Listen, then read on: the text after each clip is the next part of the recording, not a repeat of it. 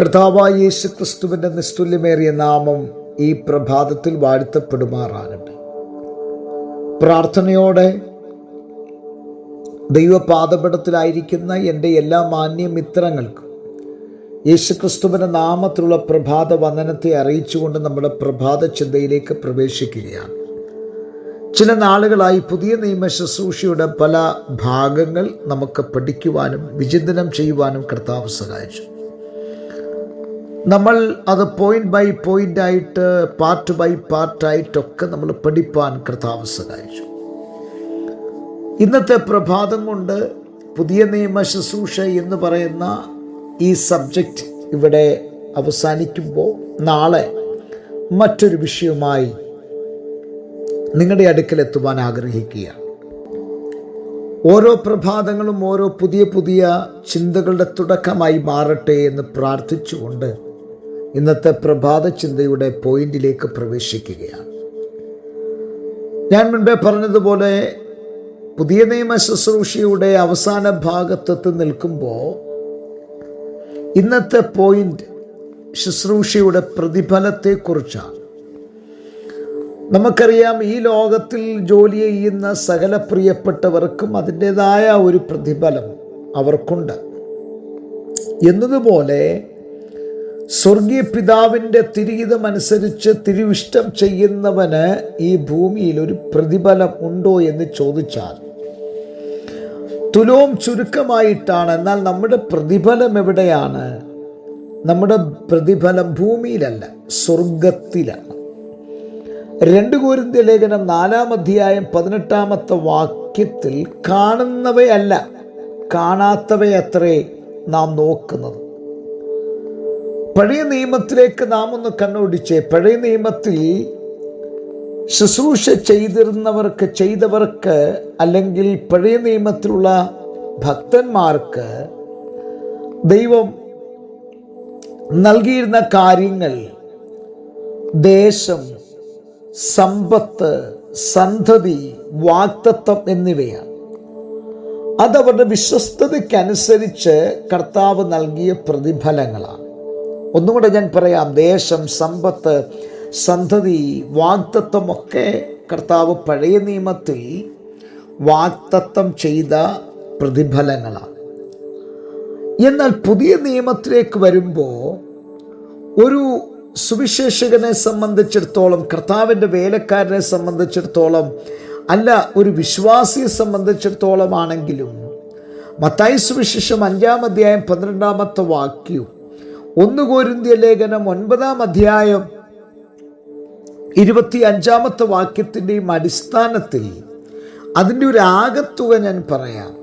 വാടുന്ന കിരീടമല്ല, വാടാത്ത ഒരു കിരീടമാണ് നമുക്ക് ദൈവം ഒരുക്കി വച്ചിരിക്കുന്നത്. ഇവിടെ പലരും നമ്മുടെ പ്രതിഫലങ്ങൾ തട്ടിമാറ്റി ഇവരുടെ നമുക്ക് ലഭിക്കപ്പെടേണ്ട പല സ്ഥാനങ്ങളും മാനങ്ങളും പദവികളുമൊക്കെ പാരവച്ചും നമുക്കെതിരെ ഇല്ലാദോഷങ്ങൾ പറഞ്ഞു വരുത്തിയും നമുക്കെതിരെ കുറ്റാരോപണങ്ങൾ നടത്തിയും നമുക്കെതിരെ വാക്പയറ്റ് നടത്തിയും ഒക്കെ നമ്മുടെ സകല പ്രതിഫലങ്ങളും ഇവിടെ കിട്ടേണ്ട, ഭൂമിയിൽ കിട്ടേണ്ട സകലതും നഷ്ടമാക്കി കളയുമ്പോൾ കർത്താവിന് വേണ്ടി സേവ ചെയ്യുന്ന ഒരു ദൈവ പൈതലിന് ദൈവം ഒരു പ്രതിഫലം വെച്ചിട്ടുണ്ട്. ആ പ്രതിഫലത്തെ തട്ടിക്കളയാൻ, അതിനെ ഇല്ലായ്മ ചെയ്യാൻ, അതിനെതിരെ പാരപണിയാൻ ലോകത്തിലെ ആർക്കും സാധ്യമല്ലവയല്ല. കാരണം നമ്മുടെ കർത്താവിനെ കുറിച്ച് വേദപുസ്തകം പഠിപ്പിക്കുന്നത് അവൻ നീതിയുള്ള ന്യായാധിപതി ആണ് എന്നാണ്. അങ്ങനെയാണെങ്കിൽ നീതിയുള്ള ന്യായാധിപതിയുടെ കയ്യിൽ നിന്നും നാം ആ വാടാത്ത കിരീടം പ്രാപിക്കുമ്പോൾ നമ്മുടെ ശുശ്രൂഷയുടെ ഒരു പ്രതിഫലമായി അവിടെ തിളങ്ങി വിളങ്ങി നിൽക്കുകയാണ്. ഈ പ്രഭാതത്തിൽ എന്നെ കേൾക്കുന്ന എൻ്റെ മാന്യമിത്രമേ, ഞാൻ പറയട്ടെ, നിങ്ങൾ കർത്താവിൻ്റെ വേലയിൽ കഠിനാധ്വാനം ചെയ്യുന്ന വ്യക്തിയാണോ? നിങ്ങളെ നാളിതുവരെയും ആരും നിങ്ങൾക്ക് വേണ്ടുന്നൊരു അർഹത, മാന്യത ഒന്നും തന്നില്ലേ? നിരാശപ്പെടരുത്. നമ്മൾ ഈ ലോകത്തിൽ ആരെയും പ്രീതിപ്പെടുത്തുവാനും ഈ ലോകത്തിലെ ആരുടെയും കണ്ണിന് ബോധിക്കുന്ന നിലയിലുമായിരിക്കില്ല നമ്മുടെ ശുശ്രൂഷ മണ്ഡലം എന്ന് പറയുന്നത്. പക്ഷെ ഒരു കാര്യം ഞാൻ ഉറപ്പായിട്ട് പറയാം, ഇവിടെ ആരും കണ്ടില്ലെങ്കിലും ശുശ്രൂഷയുടെ പ്രതിഫലം നീ വിശ്വസ്തനായിരുന്ന് ചെയ്താൽ അതിന് തീർച്ചയായിട്ടും ഒരു പ്രതിഫലമുണ്ട്, നിശ്ചയം. അതുകൊണ്ട് ഇവിടുത്തെ സ്ഥാനമാനങ്ങൾക്കും ഇവിടുത്തെ പദവികൾക്കും ഇവിടുത്തെ കസേരയ്ക്കും ഇവിടുത്തെ സകലത്തിനും വേണ്ടി കൈയടിക്കാൻ ആളുകൾ ഏറെ ഉണ്ടാകാം. പക്ഷെ വിശ്വസ്തയോടെ കർത്താവിന് വേണ്ടി സേവ ചെയ്യുന്ന, വിശ്വസ്തയോടെ കർത്താവിന് വേണ്ടി പ്രവർത്തിക്കുന്നവനെ കണ്ടൊന്ന് ആലിംഗനം ചെയ്യാൻ, അവനെ ഒന്ന് പ്രോത്സാഹിപ്പാൻ, അവന് വേണ്ടി ഒന്ന് കൈയടിക്കാൻ ലോകത്തിൽ ആരും കണ്ടില്ലെന്ന് വരാം. പക്ഷേ നമ്മെ കാണുന്നൊരു സ്വർഗം ഉണ്ട്, നമ്മെ കാണുന്നൊരു ദൈവമുണ്ട്. ആകയാൽ ഈ പ്രഭാതത്തിൽ 2 കൊരിന്ത്യർ ലേഖനം 5:9 നാം വായിക്കുന്നത് പോലെ നമ്മുടെ കർത്താവിനെ പ്രസാദിപ്പിക്കുവാൻ ഞാനും നിങ്ങളും നമ്മളാലാവോളം ശ്രമിക്കുക. ലോകത്തിലെ ആരുടെയും പ്രീതിക്ക് വേണ്ടി നിങ്ങൾ കർത്താവിൻ്റെ നാമത്തെ ദുഷിപ്പിക്കരുത്.